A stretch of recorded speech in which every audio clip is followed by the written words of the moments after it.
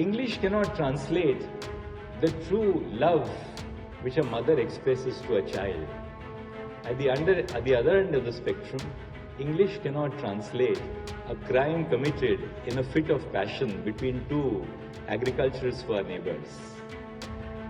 उत्तर प्रदेश आकर मुझे एहसास हुआ कि लोगों के लिए उनकी जमीन कितनी महत्वपूर्ण है। मैंने देखा कि कानूनी भाषा में ताल या तलैया का क्या मतलब और महत्व है। सुप्रीम कोर्ट के चीफ जस्टिस डीवाई चंद्रचूड़ इस वक्त यूपी दौरे पर हैं। उन्होंने आज यानी 13 जुलाई को लखनऊ में doctor Ram Manohar Lohia national law university Lucknow के दीक्षांत समारोह को संबोधित करते हुए बड़ी बात कही।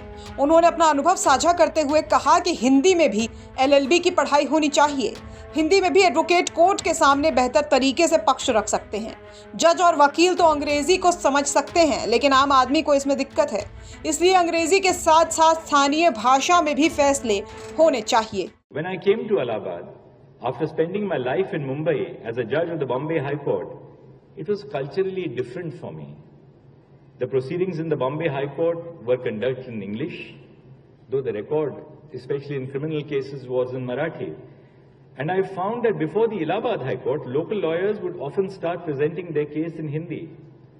It made me realize the potential of lawyers to present their case efficiently, even in their local language. When you hear a criminal appeal, and you are dealing, say, with a case of murder or assault, unless you understand in Hindi the nature of the weapon and the manner in which it was yielded, how will you understand the evidence in the underlying record? English cannot translate